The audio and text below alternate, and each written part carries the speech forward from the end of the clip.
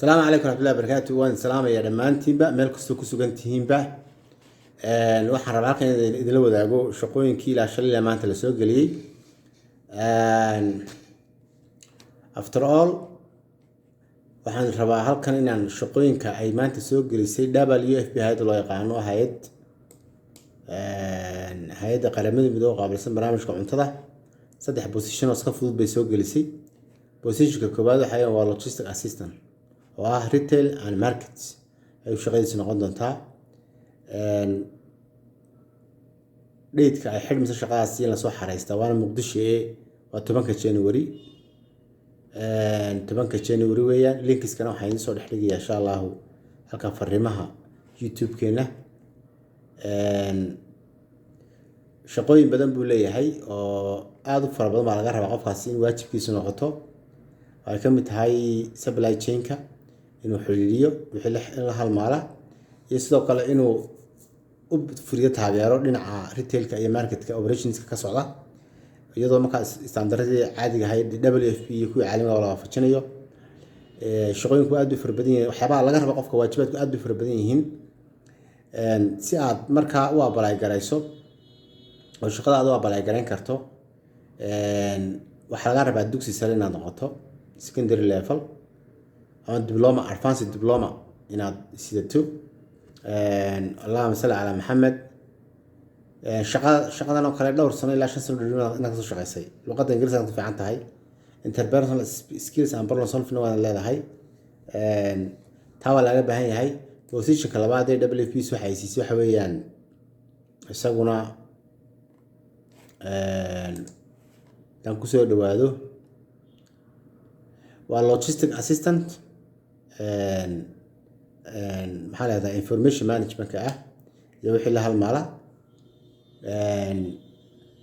Positionka Muqdisho Soomaaliya. Duties-ka laga rabaa way fara badan yihiin. Qaran jobs baqo saad ama linkskan soo dhigi doona dilaa ka akhriso halka fariimaha ay YouTube-keena badbaada action.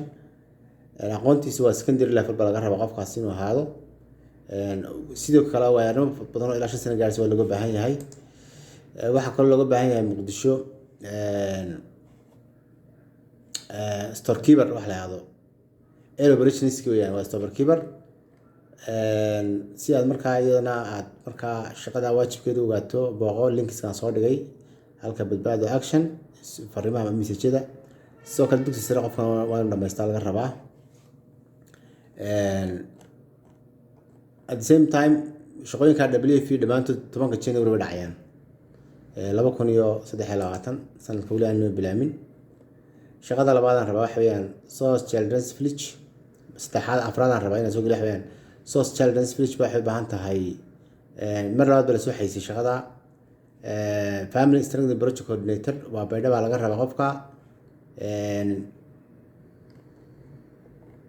linkiska ayaan soo gelinayaa shaqadan si aad u akhrisato wixii laga rabo qofka halka fariimaha ee badbaada action.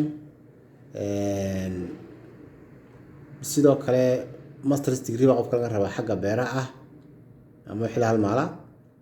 fadlan shaqada hal apply gareeyo as soon as possible. 4 January ba xidhmaysaa. Garowe waxa laga rabaa program quality accountability and learning coordinator baa laga rabaa. Garowe care baa u baahan.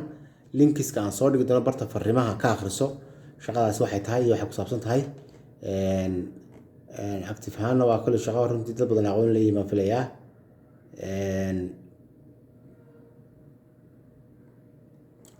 okay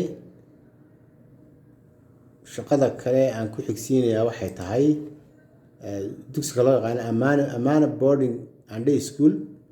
waa school ku yaala Hargeysa Somaliland. hal position buu u baahan yahay inkastoo loo position soo xaysan kale aan sheegi doono qof social worker oo maxaa la yiraahdaa usulkaasi u baahan yahay qof social worker u baahan yahay. shaqadan social worker waa dad badan baa aqoon leh jaamacada ka soo baxay. linkiska ayaan soo dhigayaa barta fariimaha badbaada action. fadlan hala share gareeyo oo waxa laga barta halagala baxo. sidoo kale waxaan soo geliyay halka gelinkii horeba halka loo yaqaano YouTube-ka waxaa la yiraahdaa WhatsApp group-ka xog wadaag. 2 January shaqadan dhacaysa as soon as possible way dhowdahay. laga gaarsiiyo shaqada kale ammaano board school u baahan yahay waxa weeyaan students affairs qof ah baa loo baahan yahay waa ammaano boarding and day school weeyaan qof arrimaha ardayda iyo dowlad garanka dean of affairs wala samaha kii affairska ardayda weeyaan kani waxaa looga baahan yahay BSc/PA ama degree inuu ka haysto xagga waxbarashada aqoonta sanadaha xoogaa waa in iskuulka ka soo shaqeeyay somehow deadline waa 2 January shaqadan insha Allah sidaa lagu apply garayo qofka apply gareyn karayo xog wadaag WhatsApp group qofkii baahna uu soo gali karaa oo wuxuu nagala soo wici karaa ama nagala soo xiriiri karaa WhatsApp ahaan 0634862926 Assalamu alaykum wa rahmatullahi wa barakatuh.